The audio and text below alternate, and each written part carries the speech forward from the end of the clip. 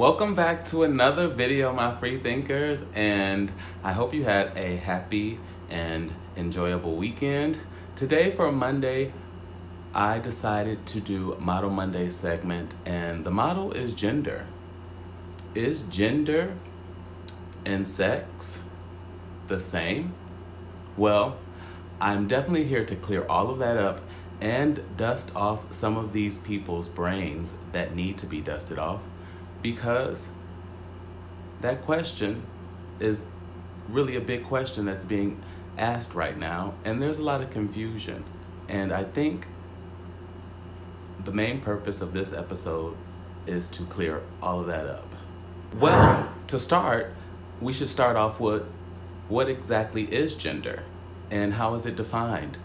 Who actually coined the phrase, by my research, was actually a man by Marlon Bentley, and he coined it as, or defined it as, a socialized adverse of sex. And it wasn't until 10 years later that the infamous John Money then used the term to describe it as human characteristics. So that's what gender is a human characteristic, by my opinion, as far as when it's going into gender identity. Gender can be argued as a social construct as well as gender expression. You don't have to be a woman to have long hair. You can have short hair. You know, a woman can wear blue, a woman can wear and play sports. A woman can wear pants. You know, same with a man. You know, a man can wear pink. A man can have long hair.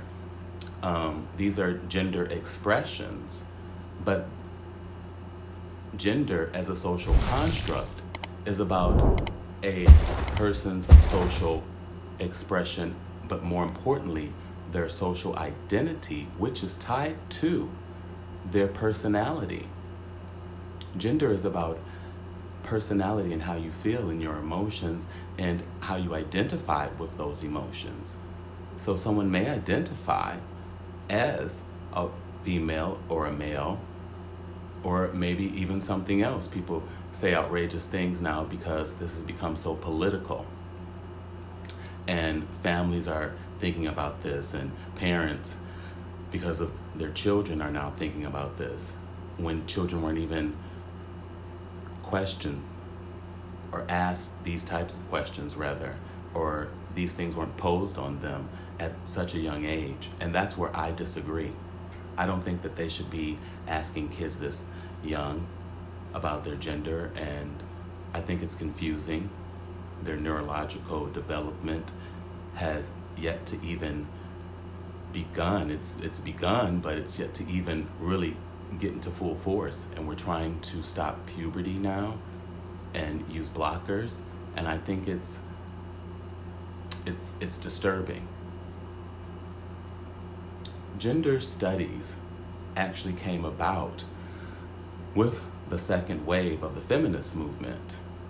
Now we have a woman by introducing Allison Eagley, who is a social psychologist and therapist, and she basically developed her gender theory of it also being a categorized personality that's within you, your character, how you feel, your personality. And that's how she basically defined it and characterized it. It wasn't until the 60s and 70s that gender studies actually became a really big thing to be studied in universities, and women started graduating from it. It's a sub-study of women's studies, actually.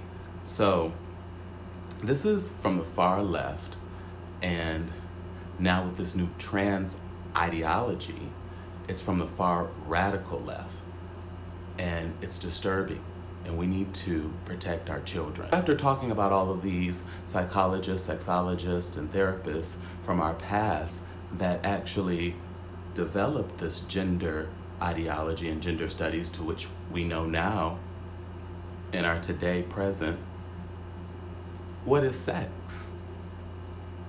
I'm not quite sure, but I know on my birth certificate, and I'm a millennial, when I was born, it said sex, M for male, or F for female. I don't know if the birth certificates have gender now on them or if they still say sex, but sex is undeniable.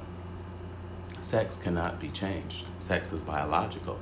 It's biological and the physiology of it and the physiological anatomy of it is what sets men away from women. Your gender, on the other hand, is your expression, your character, as these therapists I talked about earlier, your personality, how you express yourself. That's why they're called gender expressions. And they're trying to confuse these two, and it's become more political ever now with the trans movement that has such a small population in the community, but the population of young trans is growing, and I'll do a video on that as I dive deep into transitioning kids. But in closing thoughts, sex and gender are not the same.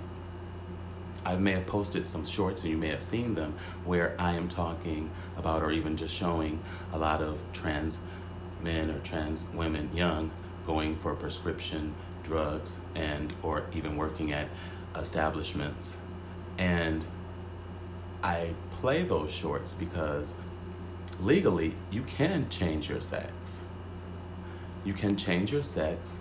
There are health care policies and things put in place so your passport could be changed, legal documentations, your name obviously legally can be changed, and your sex.